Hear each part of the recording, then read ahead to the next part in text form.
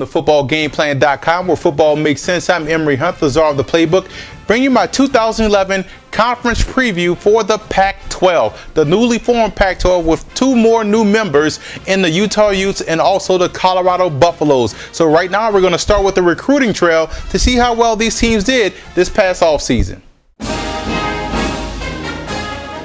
You have to give the Oregon Ducks the best recruiting class. You look at this class top to bottom, Devon Blackman should see time right away as a true freshman at the wide receiver spot, but the headliner is DeAnthony Thomas out of Los Angeles. This guy turned away from USC and chose the Oregon Ducks. This guy is an outstanding athlete, very tremendous vision, good burst.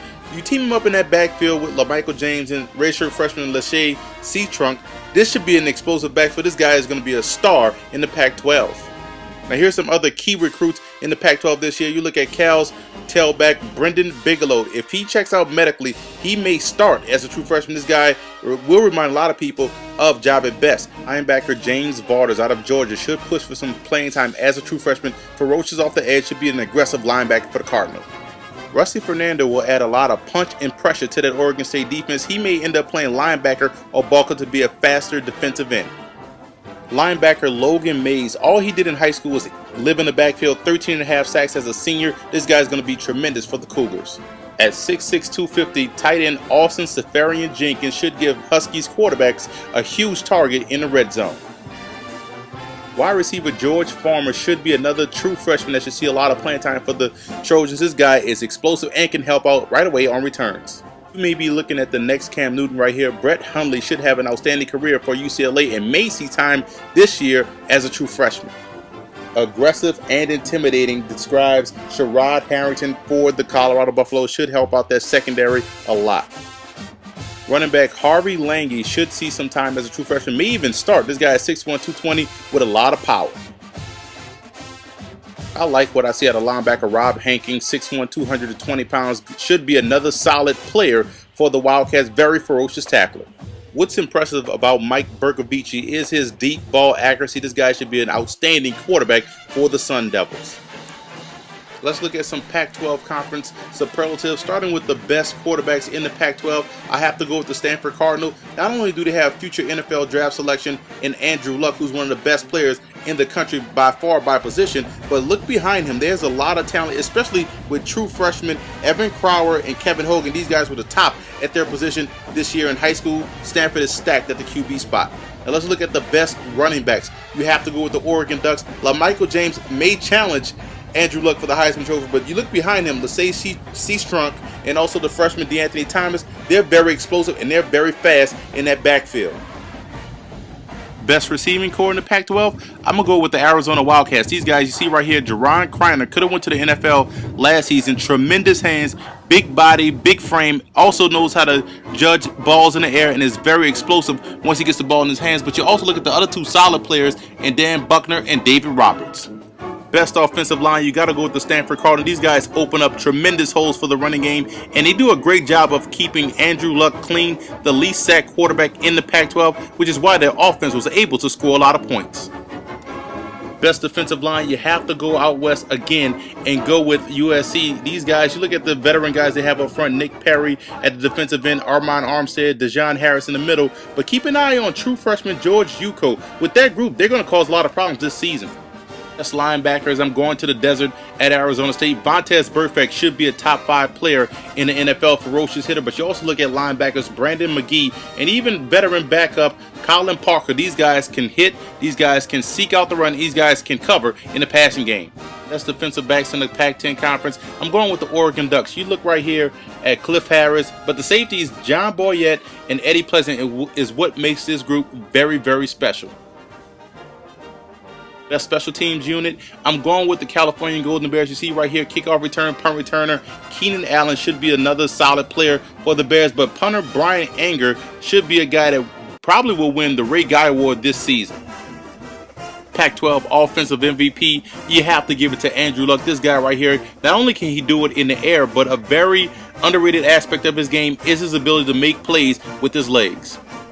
Defensive MVP, I'm going with free safety TJ McDonald out of USC. He's had a strong sophomore season, and this is his junior year, so he should continue to blossom and may be the next in a long line of outstanding Trojan safeties. That's pro prospect. I'm going down the desert to linebacker Vontez Burfict out of Arizona State. This guy is a ferocious hitter. Crazy mentality. You want your linebackers to be crazy. This guy should be a perennial all-pro at the next level.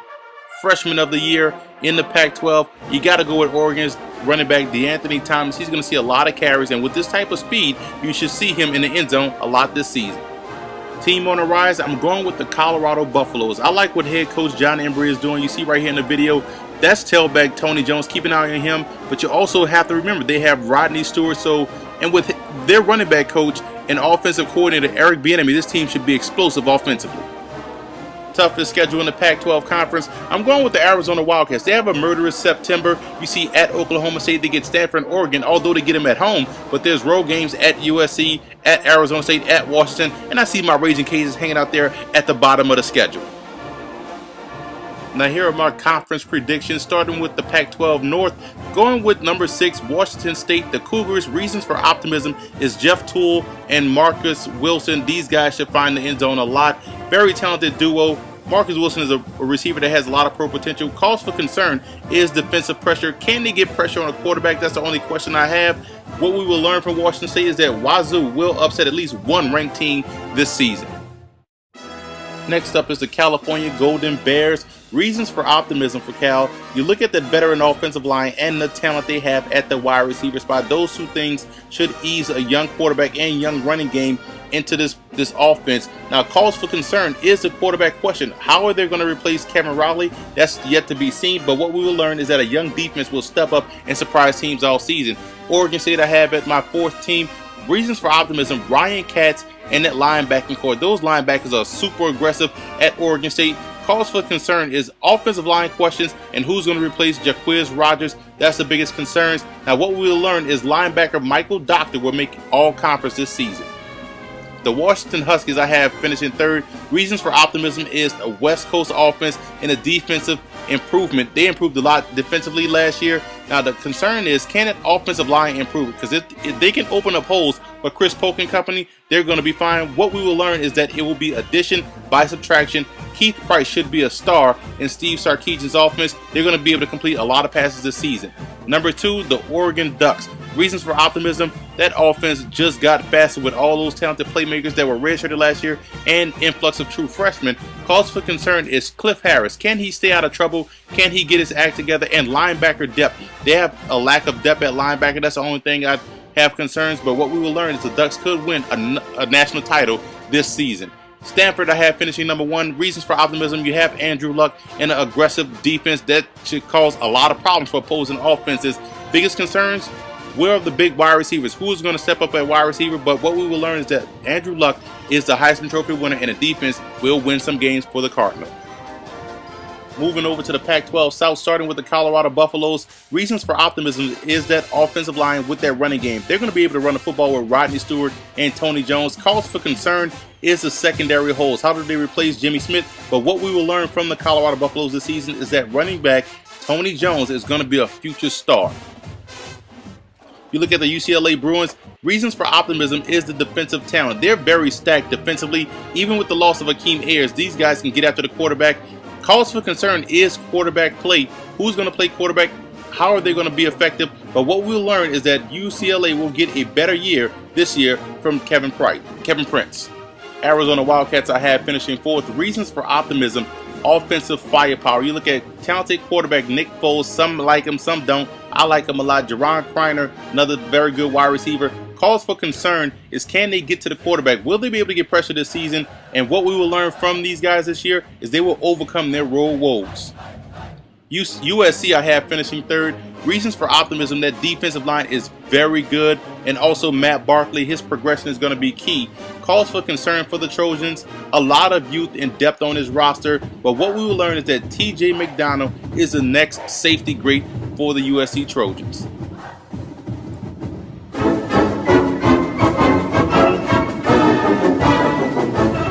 I have the Utah Utes finishing number 2 in the Pac-12 South. Reasons for optimism is the new offensive coordinator, Norm Chow. He's going to have that offense on fire. and those linebackers. The linebackers of Utah are very good. Cause for concern is running back depth. They're looking to start a true freshman, but what we will learn is that the Pac-12 is not too big for the Utah Utes. I have Arizona State finishing number 1 in the Pac-12 South. Reasons for optimism is Vontaze Burfict's aggressiveness. That defense is going to knock the snot out of people, and that offense will be a fast break offense, tough to keep pace. Cause for concern is Brock Osweiler, the quarterback. Can he stay healthy? They need him throughout the season, but what we will learn is that the new look uniforms will lead to a new Pac-12 title.